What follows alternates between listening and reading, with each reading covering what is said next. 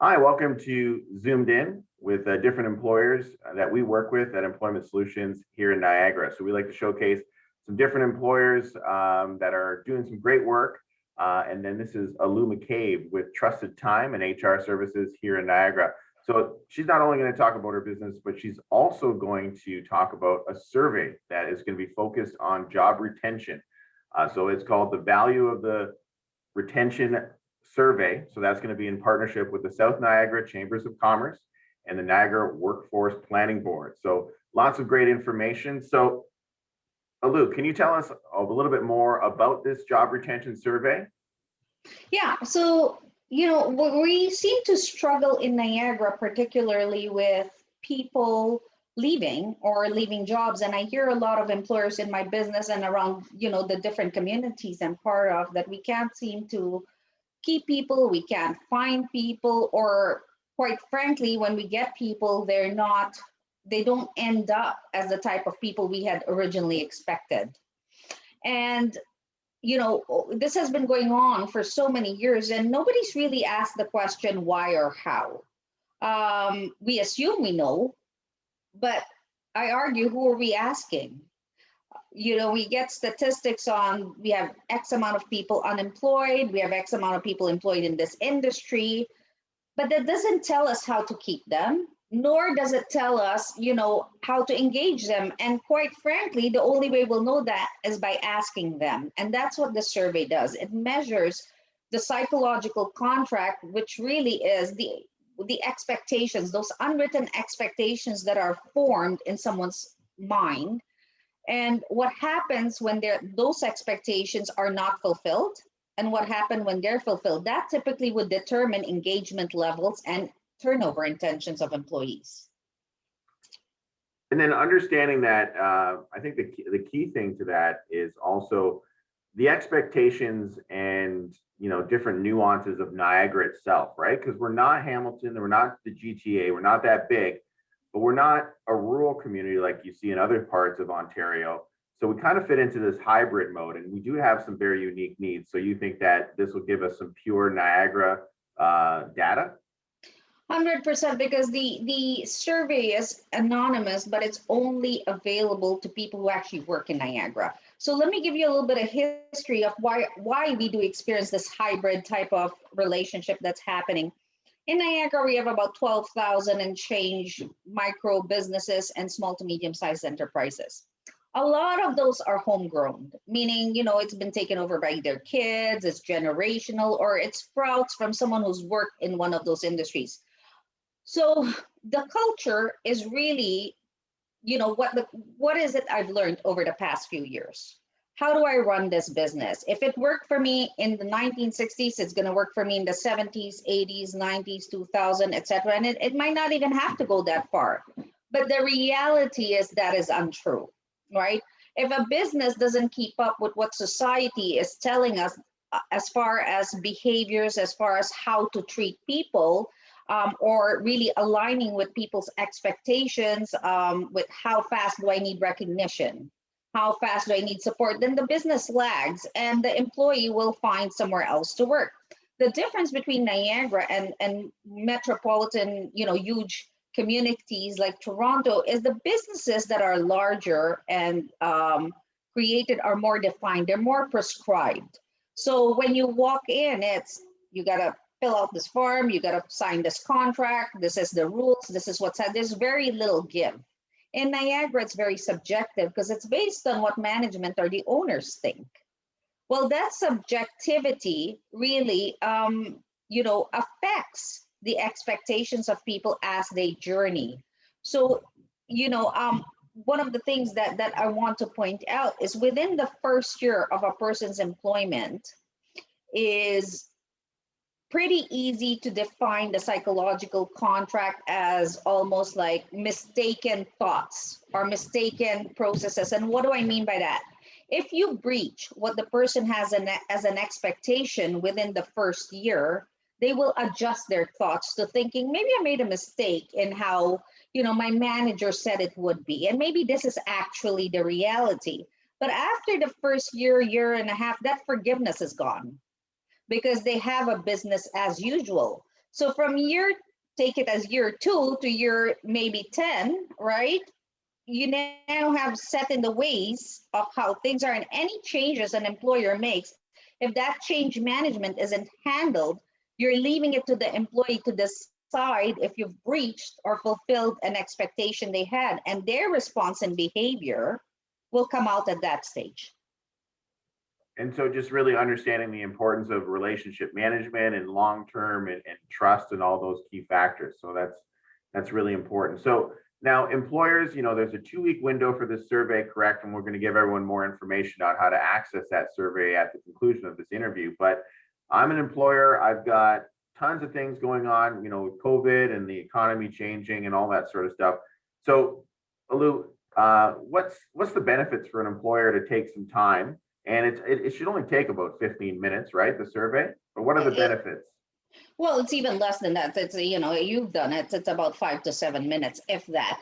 First of all, the major benefit is it helps with retention. What are my employees saying? Now, this initial survey will give you what Niagara is saying, because we're not capturing employers. We're only capturing industry. We don't know who the employers are. We don't know who the employees are. We've asked what industry they belong to. So manufacturing, retail, whatever those particular industries are, we can say those are what these employees are saying. For an employer, you can kind of see, hey, this is what Niagara is saying. And you could actually take it a step further and work with Trusted Time later on and say, well, I want to know specifically for my business how I measure up to what the Niagara Workforce is saying, and we can look at that separately, right? But the real benefit is to have a mirror up in our face. And quite frankly, I would argue that sometimes we don't want to know as employers. We really don't want to know the answer, because sometimes the answer isn't so great.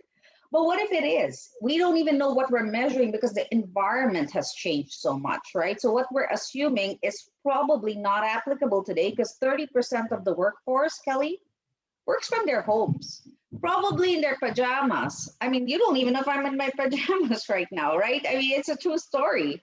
I'm working from home, and this is now my backdrop is acceptable. It's the new office, right? But what does that mean? That means that employees are up for grabs anywhere in the world, even more so than they were so before.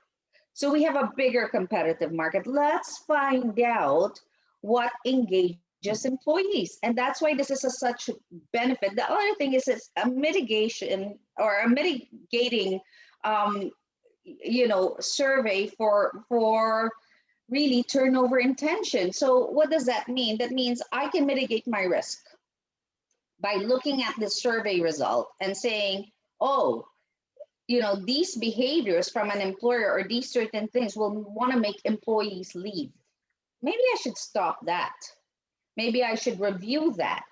Or maybe I can call, a company to say, hey, how do I stop this? Because this is happening in my business.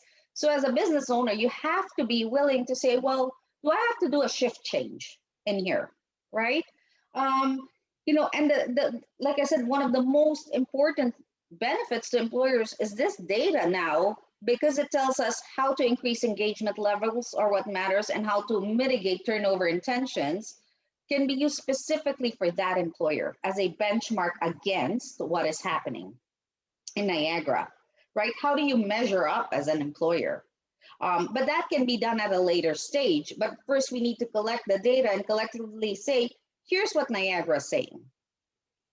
And these are the questions that haven't been asked before. And yes, employers have their individual surveys and, do you like your leadership, etc. But there hasn't been I wouldn't say never, because I don't know, but there's definitely not a significant amount of measurement of expectation, which is what we call the psychological contract. So a couple of things I like to focus in on your statement there is obviously, from our point of view at Employment Solutions and the Employment Ontario Network is the self-reflection piece. And I think there's a lot of employers that need to do some important self-reflection, but also on the other side of the interview desk, if you will, is the employees or the job seeker. They need to do some self-reflection as well. And it is difficult and it is challenging at times, but it's going to end up saving you money, getting you better opportunities on both sides. And I think that's going to be really important to kind of hold on, especially as we kind of come out of, well, hopefully, of kind of a COVID state, a pandemic state, and into some more regular operation. And also thinking about the competition beyond Niagara is crucial, because a lot of offices are not going to be the same. People are going to stay working at home. So all of a sudden, I can be recruited by an organization in Calgary or Louisiana or even beyond. Yep. Right. So I Yep. think that's people. And if you don't mind, like, I will take you on a journey very quickly of what happens in the psychological contract and how it's formed. It's Sure. it typically is caused by the employer anyway, right? So you put an ad out and I apply for the ad. More than likely, I'm gonna Google you and find out who you are, or I'm gonna find it's Niagara. We generally know if we really inquire what the business is about, what the culture is about, right? I come to the interview with you. Let's say you're interviewing me. You have some expectations based on my resume, and I have some expectations based on your website. If we discuss it and my expectations are met and your expectations are met, we'll probably shake hands and a job offer comes and I accept. But if one of us, one of the expectations are breached, or we don't like it, or we're not sure about it, we probably won't engage further, right? So let's assume, for the purpose of this discussion, we've engaged. I now come in. My first week is my orientation, sort of onboarding week. It is within that week I decide how I'm going to behave within the organization. And so that week really matters. Within 3 months, I'm going to decide if I'm staying with the organization. And quite frankly, the organization decides the same for me. But I am building these expectations in my head, not based on a written contract and not based on my volition. I am building these expectations based on conversation, based on what you said in the interview, based on what my colleagues are saying about you, and based on the culture around me, right? And like I said earlier, within the first year, I can adjust that, thinking maybe I misunderstood as an employee. But beyond that, my expectations keep building. What is business as usual? What does it mean for me as far as the psychological contract goes? Oh, this is business as usual. Now, what if something changes? You grow, or you release people, or you have more sales or lack of sales. Your approach to your staff could change. Mhm. And that'll affect that contract that's in the head. And so they have to decide at that point, am I getting violated, or is this employer breaching my agreement? And if it's breached, the science tells us you're going to have a very disengaged workforce. They're going to be apathetic. They're not going to care, and they're going to look for other jobs, right? But if it's not breached and it's fulfilled, they're going to get engagement. People are going to work harder. And, engagement brings that's a whole different conversation, right? What that means for an employer.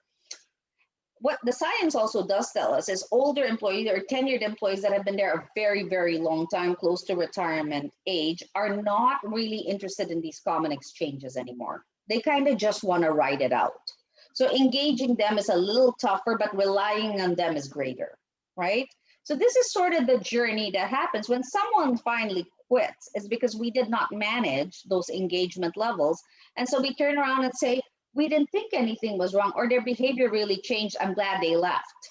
But what if we captured the psychological contract beforehand? Could we have turned that around? The science tells us 100% yes. Well, that's important to know. And then, I think I mentioned it before, but I think it's worth reiterating, is that when you ask those, I guess, harder soft skill, emotional culture questions, and sometimes the answer might be ugly, right? But it's going to end up, from a dollars and cents wise, going to save employers money. And so I think that's, it's not just job seekers that maybe should fill out the survey. That's important, but employers should be encouraging their employees to fill out. And once again, it is confidential, so you're not putting in your name or anything of that nature. But from the industry pieces, you'll be able to pull. Am I correct, Alu? If I work in manufacturing, I'll be able to pull specifics on that and to see the impacts and where we can change to make our culture or our contracts, longer term with our employees. Yeah, so I'll be able to really, what the great thing about this particular survey is there's no employer implicated. You don't want to know, you don't have to know, but it's important we get the benchmark so you can benchmark yourself against a standard, right? What things we could know is people who are full-time, let's say in the real estate industry or part-time or seasonal, have these top 3 things that matter to them. So if we focus on that, we get engagement, but don't like these 3 things. And if you do these 3 things, they'll leave. One of the more important questions of the survey really is, the pandemic has changed my perception of how important my job is, right? It also gives us different optics of, if I look for another job, I know I'll find one quite easily. Or some days I feel like quitting. It really gives us an idea of, well, if an employer, let's say, breached, if they didn't make a promise, for example, they didn't allow the participation in decision making. How does that relate to someone's engagement? One thing that I want to make clear, though, is this is perception. It is the employee's perception we're grabbing, which means whether or not it was promised or there's an obligation, it's a perception. And that could just simply mean learning a new language, making sure we're not saying the wrong thing so people think we're saying something else. And that could alleviate a whole lot of stress, right? But what we're capturing here that's so important, that's never, or I won't say never again, I don't know, but from what I understand, that has not been captured for a while, is the employee's perception. It's not the reality, but it's their reality. And so knowing that will help us in future, getting trained on the right language to use, watching out for indicators that matter, and keeping employees that are engaged, because when you hire them and they apply, they're highly motivated, hopefully. But when they leave in 2 years, they're so demotivated. So how do we control that, right? And how do we get a sense of corporate citizenship and ownership? And this is why this is vital. Yeah, and in keeping the people in Niagara, I can speak as a lifelong Wellander. It's important to keep people in Welland, especially younger people, to contribute and support the economy. I know we're seeing an influx of people from the GTA, but what stage are they in their work life? Are they closer to retirement, or are they beyond retirement? So these are important factors to have in a diverse population group, according to age and skills and abilities, and that's important as well. So how do we access? I know that we're going to put the link on this YouTube page here, but how do we access this survey for employers and job seekers and employees to fill out? So the Niagara Chamber Partnership Network is sending this all out. If you're a member, you should get it on your email. And I would really, really encourage you, get your employees to fill it out. There's no implication to you as an employer, but it'll give us some really good stats. I will also have it up on Trusted Times LinkedIn, and as many social media sites as we can. And I know that Kelly, you said you would share it on your LinkedIn, your company's LinkedIn, and different YouTube sites, social media sites. So it's going to be out there, and quite frankly, they can reach out to us and we can share the link with them. Now, in saying this, I know that some people have manufacturing plants where we haven't captured personal emails, nor do we want to. So I can actually print out surveys and bring them to the companies and give their staff 10 minutes to fill it out and take it away with me, because I don't really want to leave the paper copies, but I will print out enough, bring it, have the teams fill it out, and take it back with me. All right. And I will put it in the Survey Monkey so the data is all in one space. And in saying that, Niagara Workforce Planning Board has graciously put the survey together for us. The Chamber Partnership Network is, I'm really excited about this project because they do believe it's value add. So they're all participating and making sure the members are aware of this project. All right, excellent. So when is the timeline again? It's a tight window, it's 2 weeks. And when's the closing date for this survey? So the closing date is on May 27th. And the reason it's a tight window is because, quite frankly, if people are going to participate, they typically do within the first 3 days. If we extend it longer, if they haven't participated in 2 weeks, the odds are they won't. All right, perfect. So once again, so my name is Kelly Jones, Program Manager here with Employment Solutions. Alu McCabe from Trusted Time. Thank you for being our first interviewee on Zoomed In, an employer showcase. So the value of the Retention Niagara Survey, a partnership with Trusted Time, also the Niagara Workforce Planning Board, and the South Niagara Coalition of Chambers. So fantastic work. We're looking forward. So we'll probably do a quick little post about the results as well. And I think that's going to be obviously the most important part. So Alu, I appreciate your time today. You gave a lot of great information, and we loved how most of it was Niagara focused and how employers and job seekers can help each other out. Thank you very much. Thank you, Kelly. Thanks for your time.